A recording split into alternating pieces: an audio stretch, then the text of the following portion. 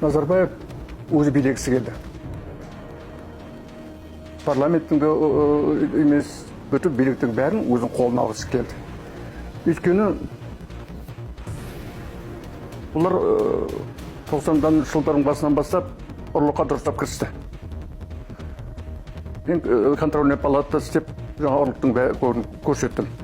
Ол материалдардың ішінде, ол кезде басы жаңада мемлекет жағаяққа тұрып отырған уақытта ұрлыққа ол жаңағы жасырайын анау деген ой болған жоқ. Қолынан қалай келді, қалай алу керек, солай алды.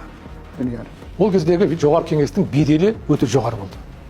Заң шығарушылық құзыреті ғана емес, қоғамда болып жатқан оқиғаларға баға беру, комиссиялар құру, зерттеу, тексеру, барлық билік орындарының басшыларын парламентте бекіту құзыреті болды. Бұл бірте-бірте ақырындап келген кезде шындығында әр келген министрді тағайындау оңайға түскен жоқ. Олар комитеттердің отырыстарында талқыланды. Әрқайсысының кандидатурасы, өмірбаяны қаралды. Шын айтқан сұрақтар қойылды, сөйтіп екшеліп іріктелді. Бірте-бірте бұл Назарбаевқа жаға қойған жоқ. Оның үстіне сол кезде жоғарғы кеңесте мынау бюджетті тексеру комитеті комиссиясы болды. Ғазиз Алдамжаров дейтін азамат соның төрағасы болды. Сол бақылау комиссиясы болды. Сол кезеңдерде Қазақстанның бюджеті қайда кетіп жатыр деген сұрақ туындады. Бірінші конституциямен жұмыс істеп жатырмыз ғой. Бұл Назарбаевқа өзінің үстемдігін былай жүргізуге мүмкіндік бермеді, ол бір. Уже сыбайлас жемқорлықтың иісі шығып жатқан уақытта дегенде кімнің қолына кетіп қалады?